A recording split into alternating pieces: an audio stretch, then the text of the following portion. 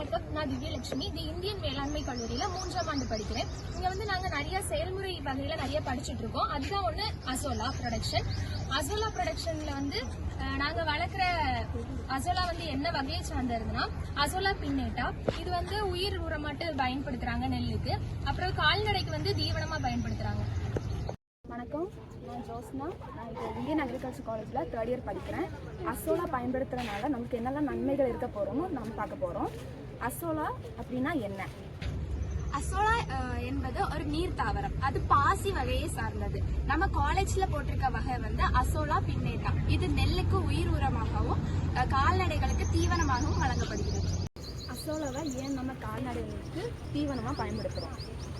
இதில் புரதச்சத்து 19 to 30% இருக்கு. இது கால்நடைகளுக்கு கொடுப்பதால கால்நடைகளுக்கு பால் உற்பத்தி அதிகமாகிறது. கோழிகளுக்கு கொடுப்பதால முட்டை உற்பத்தி அதிகமாகிறது. விட்டமின் A என்ற பீட்டா கரோட்டின் இதில் அடங்கியிருக்கு. அசோலாவை ஏன் நம்ம நெல் பயிருக்கு உயிர் உரமாக பயன்படுத்தும்? அசோலாவை நம்ம ஏன் நெல் பயிருக்கு உயிர் உரமாக பயன்படுத்துறதுன்னா அது இயற்கை முறையில் நம்ம உருவாக்குறதுனால அதை நம்ம ஒரு உயிர் தாவரமாக நம்ம அதை பயன்படுத்துகிறோம்.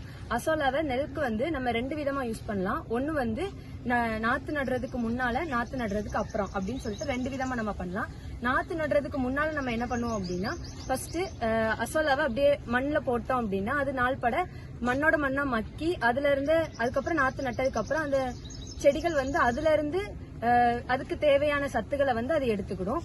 இன்னொன்னு என்னதுன்னா நாட்டு நட்டதுக்கு அப்ப நம்ம என்ன பண்ணுவோம் அப்படின்னா ஒரு ஏக்கருக்கு 200 kg, அதாவது 200 கிலோ நம்ம போடுறோம் அப்படின்னா அது கொஞ்ச நாள்லயே வளர்ந்துரும். அதாவது பெருகிட்டு அதுல இருந்து தேவையான நைட்ரஜன் கண்டென்ட் அது எடுக்கும். அது அப்படி நம்ம அசோலா போடுறதுனால நம்மளுக்கு என்ன கிடைக்கும் அப்படின்னா ரசாயன பொருட்கள் மூலமா நம்ம செலவு பண்ற செலவு 18% இருந்து 20% குறைச்சி நம்மளுக்கு ஒரு இயற்கையான முறையில நம்ம நல்லா நெற்பயிர்களை வளர்த்து